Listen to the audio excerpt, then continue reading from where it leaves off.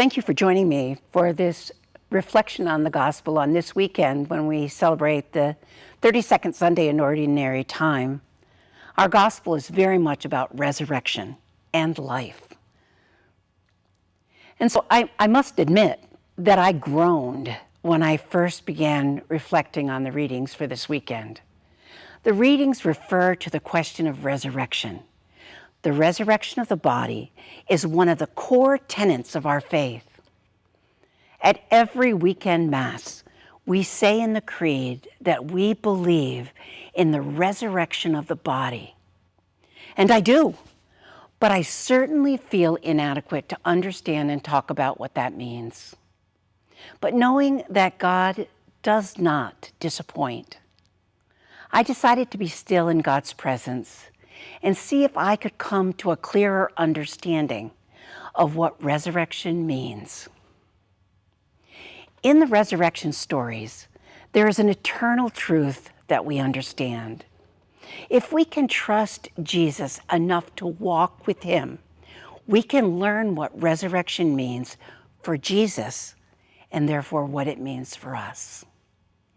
In the Gospel of John, the first person Jesus meets after the resurrection is his dear friend Mary. She goes to the tomb and brings spices to place with his body. Mary finds the tomb open and Jesus is gone. Imagine how frantic she must have been. Jesus, the one she loved, was beaten, broken, and killed.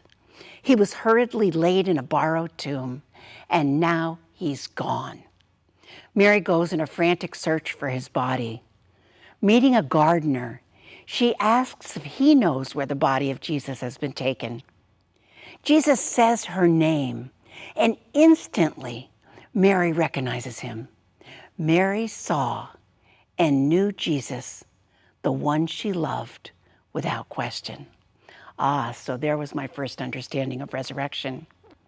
If our resurrection is like Jesus's, then we are not only recognized but present to those we love after we die.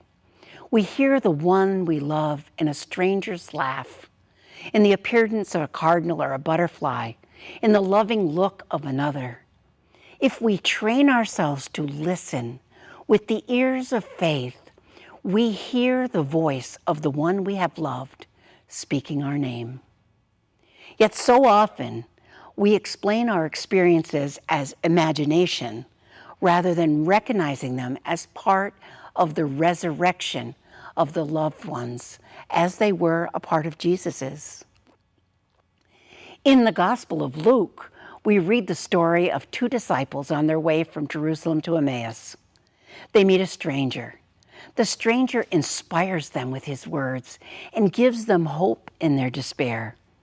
When he stops to eat with them, they immediately recognize Jesus. In the simple act of sharing the word and in breaking bread, they saw Jesus resurrected. Perhaps if we truly believe what Jesus promised, then we, if we are open, will recognize those who have gone before us. In simple actions and moments that echo the moments of love we shared, we will see and feel those we love and still know them here with us.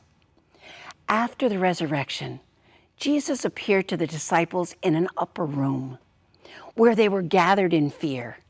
Jesus brought them peace and calmed their anxiety. He gave them hope. So often when we experience the death of the ones we love, we withdraw into the upper room of our pain and our loneliness. If we can allow ourselves to simply be still and make room in the pain of our loss, we will know the comforting presence of those we have loved. They will be present to us, just like Jesus was present to the disciples in that upper room. They will soothe our distress. They will calm our fear. There are so many stories of Jesus' resurrection. We hear about Jesus cooking fish on a beach for his friends. Jesus has a most loving encounter with Thomas.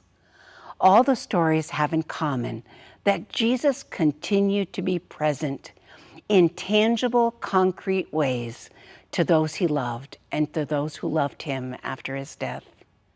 He continues to be present to us 2 millennia later. Jesus promised us a resurrection like his.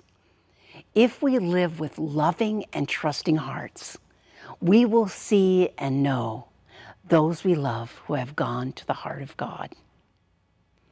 With the eyes of faith, with the eyes of love, we will know and experience the real presence of those we love as with us still. We will see them in others as Mary saw Jesus in a gardener. We will know them in the stranger when we open our hearts with trust, as the disciples did on the way to Emmaus. They will come and be with us when we are frightened and alone, just as Jesus came to the disciples in the upper room. We need only to believe the words of Jesus. Just as he is with us to the end of time, so too are the ones we love. Jesus promised it would be so, and he is to be trusted.